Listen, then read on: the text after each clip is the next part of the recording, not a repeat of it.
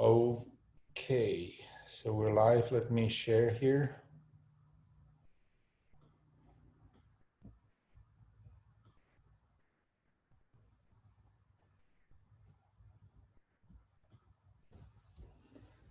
Alrighty, sorry about the delay here.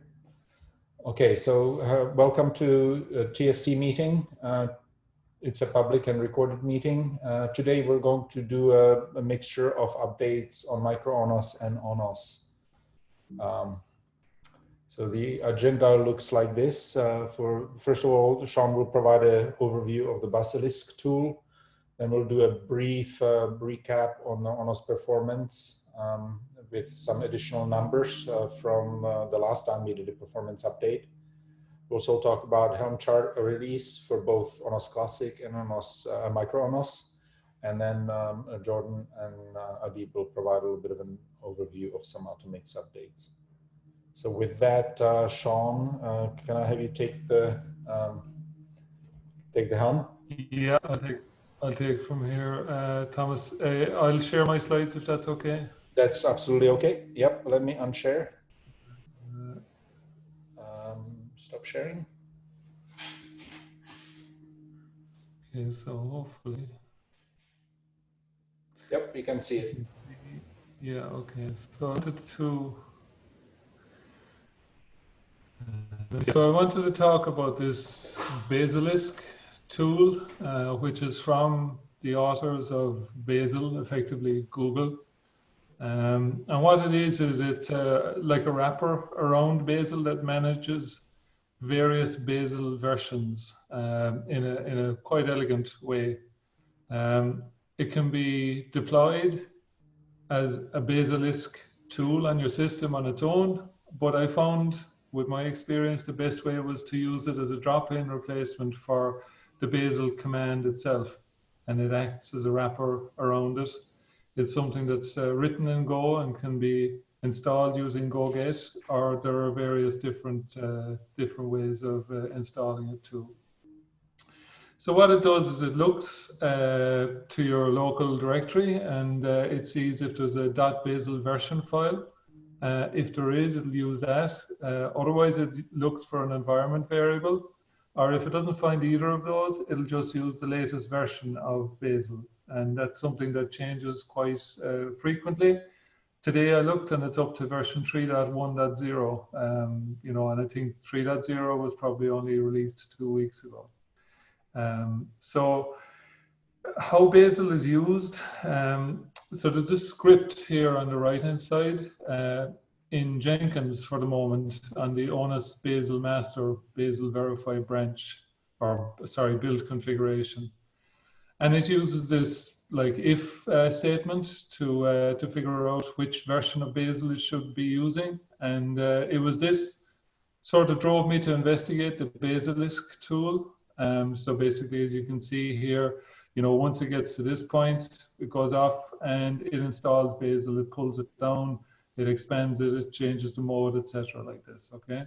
So that's what Bazelisk would replace effectively. Now, the advantage, I guess, is, you know, it would reduce the size of downloads, it would spare downloading Basil every time. What you could do is you could build the VM. I presume the VM is built in something like Vagrant or something like that, and you could include the install of Bazelisk into the VM, and you could pre-cache some versions as well. And this is something you could, you know, pre-cache the ones you had associated with the various different branches of ONOS.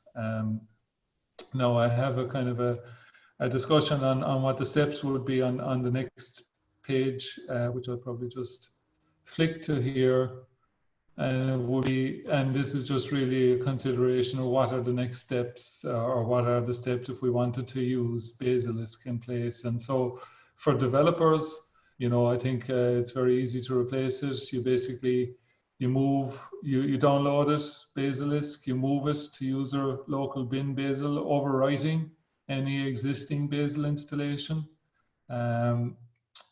and you give it the execute permissions, and off you go. And then, you know, within like ONOS itself, I think the best thing to do is to add a .bazel version into your Git repository.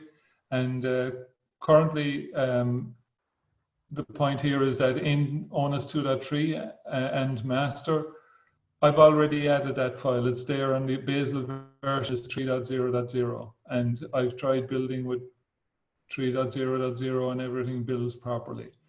But what it will do is it will fix the build version at that point, and you can have a managed way of going forward with different versions of Bazel as you want to. You only need go as fast as you want.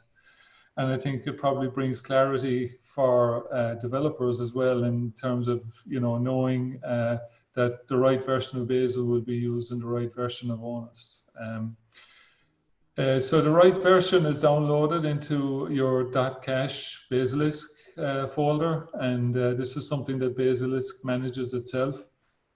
When you go on the command line and type Bazel version, it gives you the right version for the folder you're in. And like I said, if you don't have any .bazel version in there, you'll get version 3.1. And I also tested it with the IntelliJ IDE and the Bazel plugin for that, and everything seems to work properly with it. And you know, I think what would have to be updated is the wiki.onos project, so that developers would know basically that the thing to install was Bazelisk itself. From the Jenkins perspective, you know, like I say, I think installing Bazelisk on the VM would be the best solution, and preloading, you know, with 1, 2, 3, 3.1, etc. like this, you could preload a ton of them if you wanted to. You know, that could simply be done in Vagrant by something like this, you know, where you just specify values, you know, not relative to any particular folder. And so I was just going to just quickly do a little demonstration of it. I hope you can see my terminal here. So basically, I checked out master here, and you can see the Bazel version file exists, and it's set to 3.0. And then I go Bazel version, and I get 3.0. So I'll just I'll check out 2.3, and I'll do Bazel version on that, and it gets 3. And now I'll check out 2.2, and it doesn't have a Bazel version. So basically, if I go Bazel version here, it's going to find, there's nothing found, so it's going to use 3.1.0. And you know, I could say use Bazel version here. Sorry.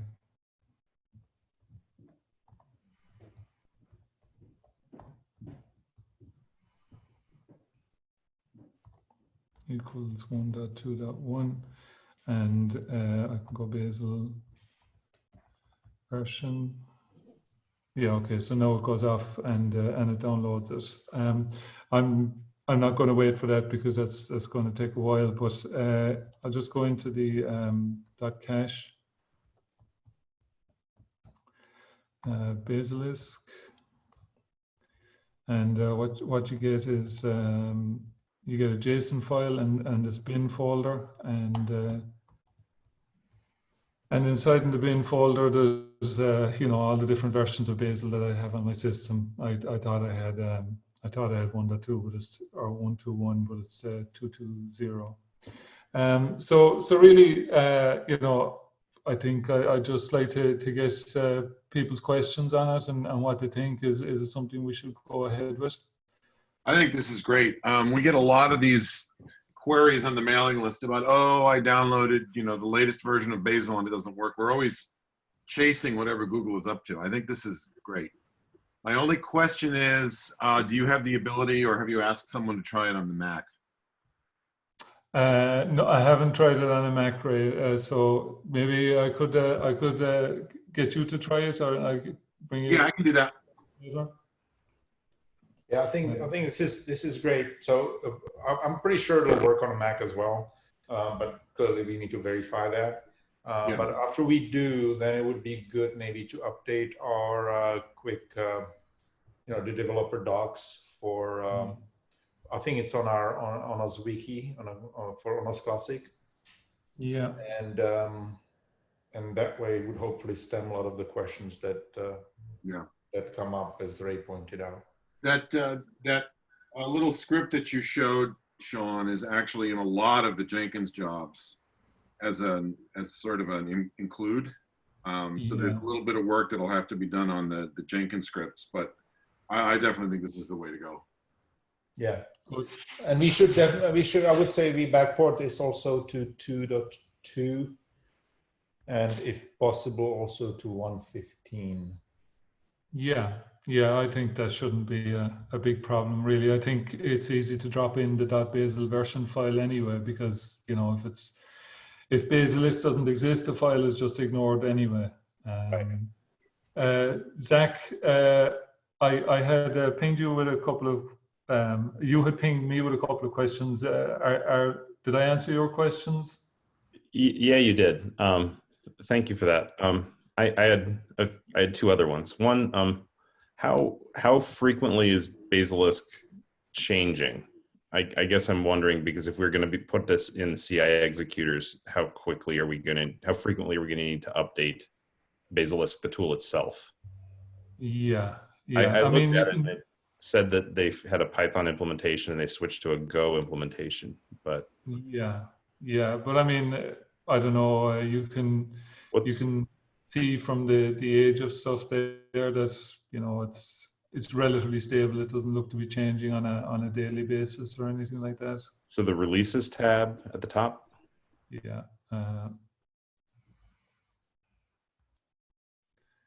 Okay, so it last changed 5 days ago and a month or two ago, a couple months ago. Yeah, that looks good. Second, does if the home directory is not writable, which might be the case on some of the Jenkins machines, some of them only the workspace is writable from Jenkins. Is there a way to change where the download cache is? I'm pretty sure I saw in one of the discussions there is through an environment variable. Okay. You can specify the cache folder, but I don't have it offhand. Basil's already handling this somehow. So my assumption is it would just work, Zach. But yeah, I would assume it would just work. But it downloads a bunch of junk for you, Maven dependencies and stuff, and those all go into that directory tree. So yeah, and Basil uses the cache anyway. Yeah. Okay. Yeah. I just know that in some of what we're doing in the other ways we're building the CI system, that the home directory isn't writable, because we didn't want people accidentally polluting it and then in some way. But yeah, let's. I think this looks really great, and I can help out on the CI side for integrating this. Super. Is the right way to download all the versions you need just to run as the user you're going to be running as, just setting that use Basil version and running Basil version? I think so. Yeah. I mean, it's this kind of command here. Yeah, logging in as that user and just setting the environment variable and then doing just something as simple as Basil version, and that'll populate your cache. Okay, that looks good. Okay. Okay, Thomas. So that's, if anyone else has any questions on Bazelisk, you can get in contact with me. But yeah, I'll over the next few weeks I'll try and follow up on this, and we'll get everything squared away. Now, the reason why Bazelisk was a concern for me is I've been investigating build failures on Basil for the master branch, and basically, I think some of you know of this problem. You've seen it happening, and generally, the failure may happen within probably the first minute and a half or 2 minutes of the build on Jenkins. And it's only on Jenkins that I've ever seen this problem, and I've built a lot of times locally, but I only ever see it on Jenkins. And it blames yarn install, okay? So basically, I guess I was the one who put yarn install in there, so I've been following up on why the failures are occurring. So what yarn install does is it downloads a bunch of NPM packages, the Node Package Manager packages, and because of network problems or slow retrieval of packages, it can cause yarn install to fail. This is really the evidence that I found, and searching through all of the discussion forums and everything like this. And the suggested solution is to put a caching proxy in front of Jenkins, so that basically it will cache those NPM packages and speed up the build. This is what I'm getting from, you know, this was a link on the Basil Discuss Google group, that this seems to be the accepted practice for improving the stability of builds. Just to give a bit of the background on it, why things have changed is since ONOS 2.3, the GUI 2 uses this Basil rules node.js. So basically, they're Basil rules that are specifically targeted at JavaScript, and it uses the Node framework. And there's rules in there for the Angular framework. There's ng module and ng library and all of this kind of thing. And so prior to that, we were using bash scripts that wrapped the Angular CLI tool. So this has benefits for sure in terms of the build granularity and everything like that, and it does speed up the build for most people. It's a benefit. What it does is during the processing of the workspace file, before any of your build targets start to get built, it expands two files, package.json and yarn.lock, which is like expanded dependencies based off this one. And then it downloads all the packages that are listed in yarn.lock, which include all the dependencies. And it creates a Bazel target for each one. Okay, so there's a bit of processing, and it creates a Bazel target. So for instance, like, you know, npm Bazel, or sorry, package.json might list Angular core. And so now you get a Bazel target for Angular core, and you get like a raft of Bazel type targets beneath that as well. And then what happens is building your GUI 2 target treats these as dependencies and will build each one of those. So there's basically a kind of a tree of actions are kicked off from inside the workspace by referencing package.json and yarn.lock. And so really, you know, I think I've kind of come to the end of the investigations I've been doing on this particular problem. One of the things I did was I upgraded all of the Bazel rules node.js. The other thing I was looking at was upgrading to Bazel 3.0. And I'm not sure upgrading to Bazel 3.0 will fix this problem. It's worth a try, and Bazelisk is the way I wanted to do that. But if we still have problems, then I think what we probably need to do is put some kind of a caching proxy in front of Jenkins where it retrieves its files from. So this is just some heads up, and I don't know, Zach, do you think that's something that's feasible, or is how should we treat this? So it depends where the builds happen. If they're on ephemeral nodes that go away, we need to spin up somewhere that proxy. Additionally, do you know what kind of proxy it is? Is it just a pure reverse web proxy, or do they have a NPM specific cache with it as retirement and other? Yeah.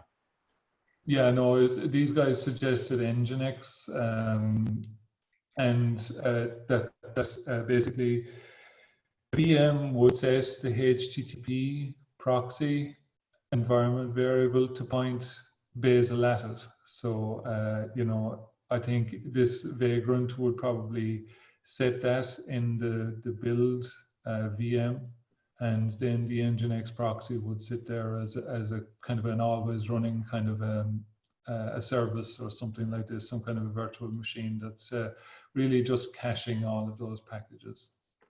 But this was in a conversation with people in Google, as you can see there in 2019, and searching through other things, this is a lot cited quite a lot, and it seems to be the accepted solution for the problem.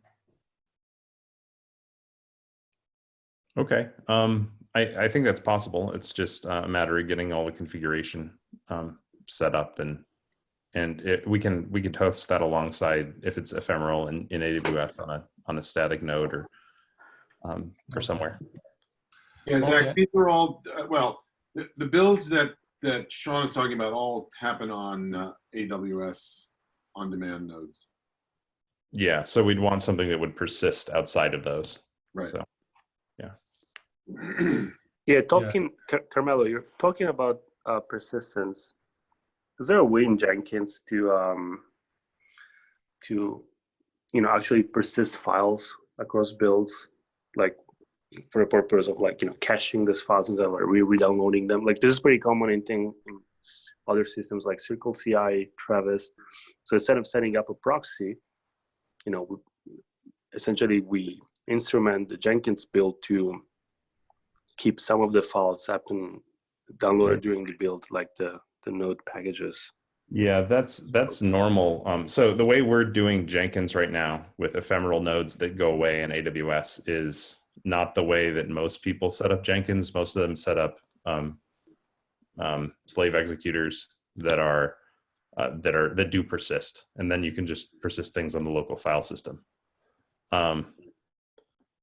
The other options are people putting it on NFS or some other shared file system and sharing it. That's another option we could explore. Yeah, but I think this is a quirk of the way that we're currently doing the running the executors in Jenkins. Well, Okay. This was a conscious decision, right? We wanted to do builds that were builds, not builds that were pieces, parts of other builds. I mean, this was definitely something we decided to do. We wanted to pull everything, download everything, build everything. There was nothing that was at the time, because Maven is terribly unreliable in this respect. There's also another option, Carmelo, is Basil has a built-in sort of remote caching mechanism that Thomas played with when we first switched to Basil. We couldn't get it to work right. I don't remember the exact problems. It might have been that the cache just grew and grew and never staled out, something like that. So you needed like something to the side to manage the thing, and we just didn't want to get involved with that. So at least for the builds that we do for release pushes, I want a way to do them without any caching involved.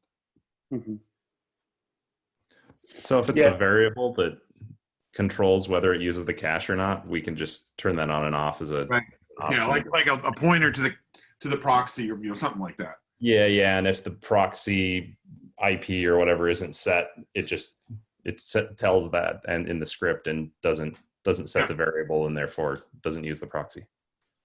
Yeah, well, there's definitely have a way of like scaling out old ones and stuff like that. Yeah, that's what I was asking, whether it's specific to Node or something that in some way that it will retire old items. Yeah. Well, I think the cache will just, every new release will have a new version number on it. So there's no, you're never allowed rename a package on Node. So you always have to increase the version number. So it wouldn't be a problem for the Node related stuff anyway, at least. So as you know, the remote cache in Basil works exactly as an HTTP server. So right, because we actually set up Nginx to run it. right? So some people, what they do, they simply use Amazon AWS S3 as a Basil cache, and they just do it, and then they just let Basil do HTTP GET put to S3. But yeah, as Ray said, if we do that, we'll need some way of like cleaning up this cache periodically. We could even think of a simple system where, every week we wipe out everything. So, we make sure that at least we have a fresh, clean build, every Monday. So the first people, the first Garrett changes building on Monday will take, 30 minutes, while, other changes will take much less. But I think this is something we should consider. There are also enough automated builds going on, Carmelo, that I think the cache will always be loaded. Right. Because there's the several release build checks, there's the STC checks, there's a bunch of things that will actually run through the whole build. And I agree with you. The fact that our quote unquote CI build is now 25 minutes is kind of crazy. Yeah.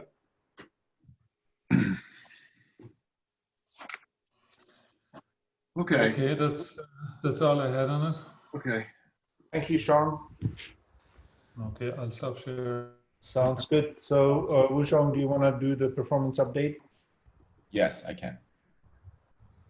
Are you going to present, or do you just want me to move to the slides? Let me share my screen. Sounds great.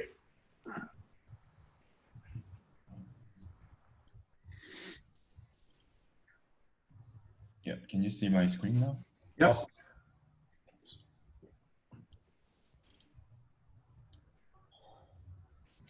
Yeah, so I quickly update the handover latency result with our ONOS rig and RAN simulator. This test was conducted under the following environment. I set up a single Kubernetes cluster with a single node, and this node has 20 Skylake CPU cores and 192 gigabyte RAM, which is running in the ON.Lab Wisconsin cluster. And I used the Flannel CNI for this test. And I conducted the test with 10K, 25K, and 100K UEs. And the experimental time was 1 hour, but I gave 1 more hour behind the experiment as a warming up period. And since there is only a single node, all Kubernetes pods like ONOS 3 core, simulator, and handover application was deployed in the same node. The result was like this: with 10K UE, average latency was sub 1 millisecond, and 99p was sub 5 millisecond, which is reasonable, very reasonable. And with 25K, the average was around 1.2 millisecond, and 99p value was sub 10 millisecond. However, with 10K, the average value was average 90p, 95p values are reasonable, but 99p value is, it extremely increases. The reason was that the computing resource is really insufficient. So I added 2 more nodes into this Kubernetes cluster. So this cluster, Kubernetes cluster has 3 physical servers. And so the server, those 3 nodes have the same spec as before, and I deployed the simulator, ONOS 3, handover application pods into the different nodes. Like for example, LAN simulator is deployed node 1, ONOS 3 core is deployed node 2, and handover application pod is deployed node 3. And all others are deployed among 3 nodes by Kubernetes scheduler. I didn't care about that. The results, as a result,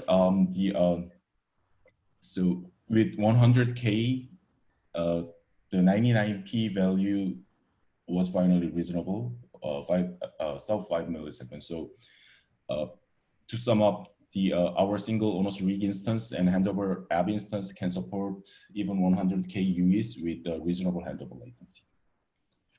Yes. This is great. Yeah. That's awesome. Yeah, thanks. Are there any questions on this?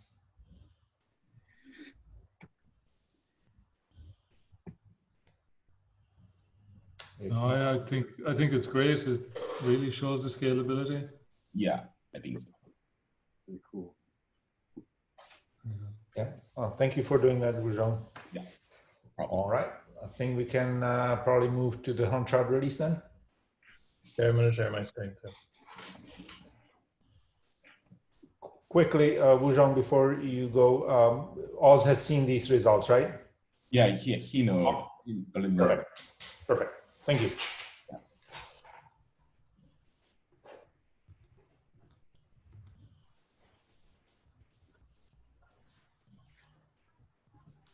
All right, Jordan, you're going to share?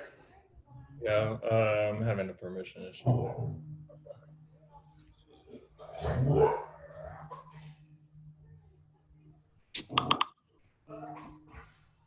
second, new laptop.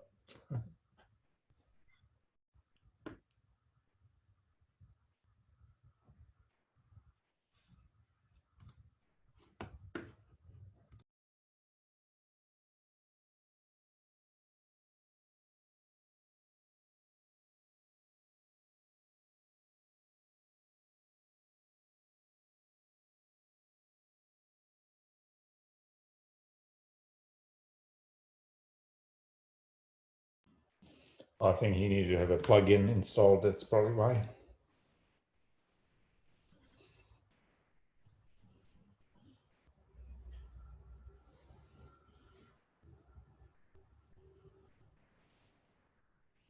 All right, there we go.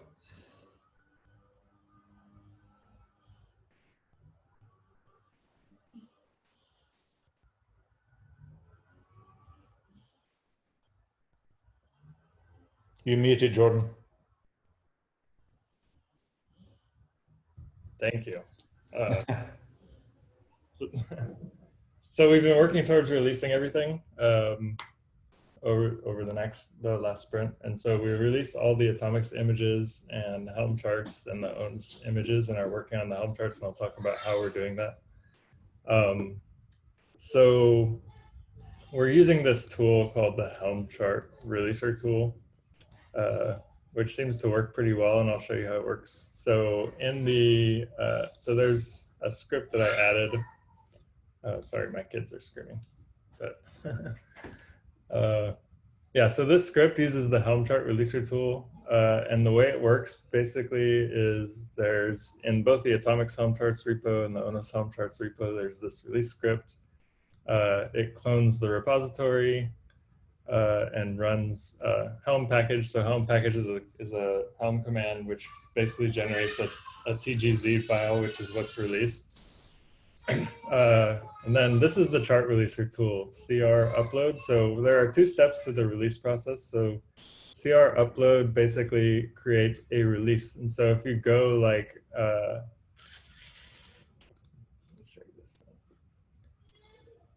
notice in the releases tab now, it creates a release. So for basically the chart that you want to release. So in this case, in the case of ONOS, we only have the ONOS classic chart released, but so this integrates with GitHub releases. And then there's the second command is CR index. So the way that Helm repositories work is there's something that Helm clients use, which I'll demonstrate, that is an index YAML file. So if you go like to the GitHub pages branch, we're using GitHub pages to publish our Helm charts to these repositories. So Atomix charts are now published at charts.atomix.io and ONOS charts at charts.onosproject.org. So in the GitHub pages branches are enabled for both of these repositories, and this index.yaml file is what's critical. So when you run the release script, what it will do is create a GitHub release, basically tag the release, upload the TGZ file, and then add the information to this index. And so what that allows is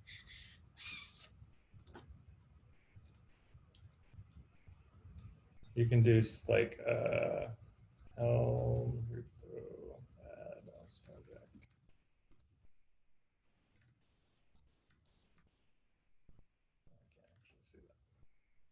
Did I do that right?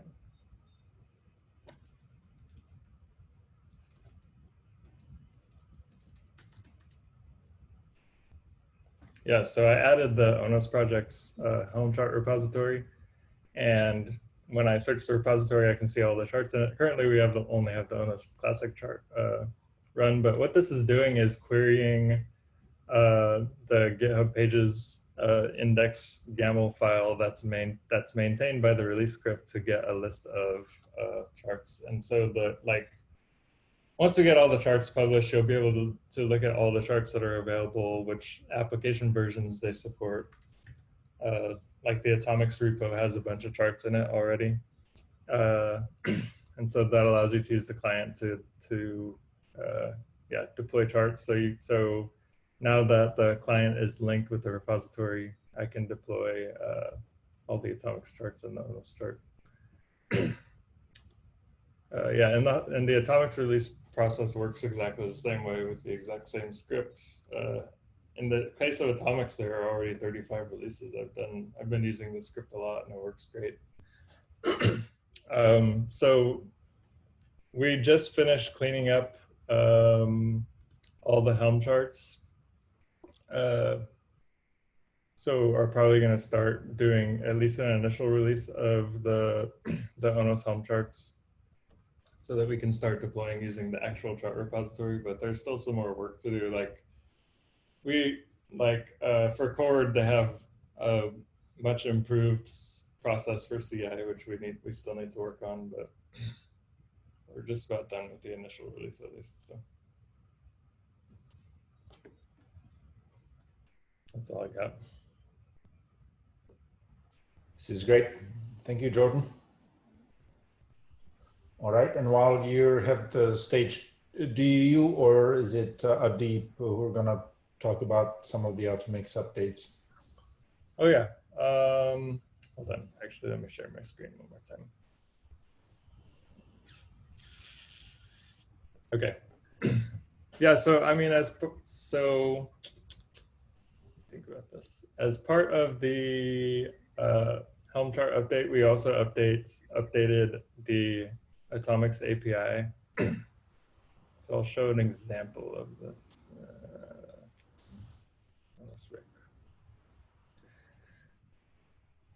So part of what I showed in the,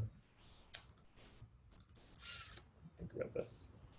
Yeah, so basically we just changed the Kubernetes, the Kubernetes resources that are used to create Atomix databases. So it's kind of cool. Well, so previously when you looked in the Atomix projects, there was only one controller, which was this Atomix Kubernetes controller. And what controllers are in Kubernetes is they provide custom resources. And so we were providing one custom resource that was just a database configuration, which this controller takes and turns into a Raft cluster or a cache cluster or whatever. And we did some refactoring of Atomix to sort of decouple the protocol or database that's being deployed from the abstraction of a database. And so now when we deploy, like if you look at the dependencies of the SD-RAN chart. There we go. The SD-RAN chart now deploys several Atomix controllers. So there's a Kubernetes controller, which is the main controller, a Raft controller, which basically understands how to deploy a database that is supposed to be deployed with Raft, a cache storage controller that understands how to deploy a cache. And this allows us to easily add on new controllers for whatever types of databases we want to deploy. Like if we want to use etcd, we can create an etcd controller, which would use the etcd operator or something like that to deploy that type of database. So we can, it's just a better architecture, which I'll go into in depth in some other time. I plan to do I'll have to do like another Atomix architecture talk sometime. But so that changed the sort of configuration of the charts themselves. So inside a chart, you'll see like there's a consensus template and a cache template. So the consensus template creates the Raft cluster that's used in this case in ONOS RIC. And there are actually 2 custom resources that it creates now. So it used to just create a database resource, which that main controller used to deploy whatever protocol you wanted to use. Now it creates a database and a storage class. And so in this case, since it wants to deploy a Raft cluster, it creates a Raft storage class so that the Raft controller recognizes that storage class and takes it and deploys a Raft cluster for this database. So it's just a better architecture that's much more extensible. So Quick question: is this also going to be the scheme used for ONOS Classic? yeah, so what we're starting to work on now is updating the Java client. So Adib is working on the Java client to get it updated with all the work that we did, and then we're going to try to put it in ONOS Classic. And so all of this same stuff will be available to ONOS Classic. Very cool. Nice. Yeah, and by the way, yeah, part of the work that Jonah was doing was to deploy ONOS Classic on Kubernetes with Helm Charts. And so that first release that we did was for Volva, which is a Helm Chart release for ONOS Classic, which seems to work really well. And there's also a chart, of course, for Atomix that the old version of Atomix that's currently used in ONOS Classic. There's a chart for that also. And so these 2 charts currently work together really well, but yeah, hopefully we'll be able to migrate them, all of the ONOS charts, including ONOS Classic, to the newer Atomix scheme. So.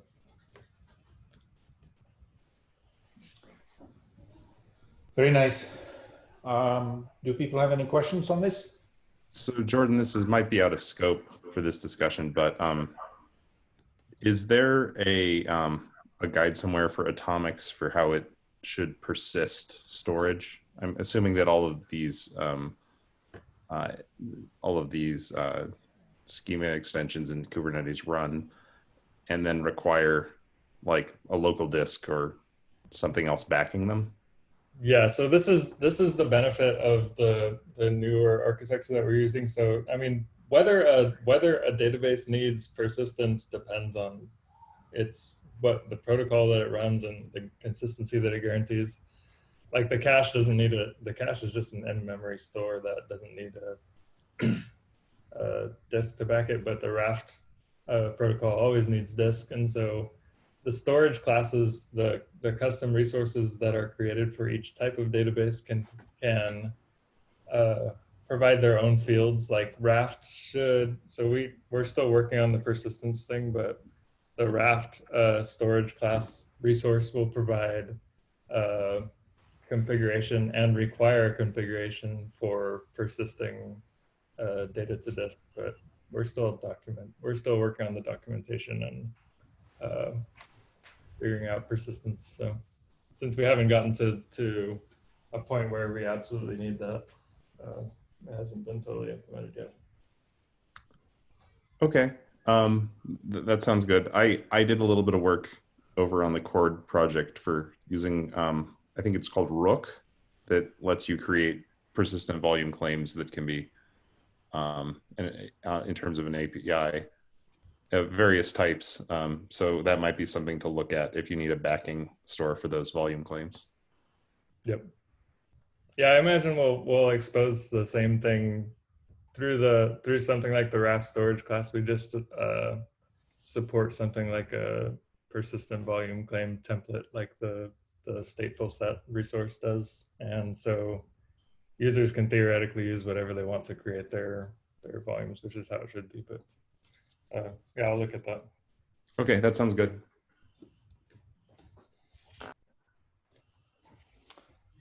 All right. Any other questions? If not, I think we can wrap things up. All right. I guess we'll see everybody in 2 weeks. Bye-bye. Bye. Bye. Thanks all. Bye. Bye-bye. Thanks.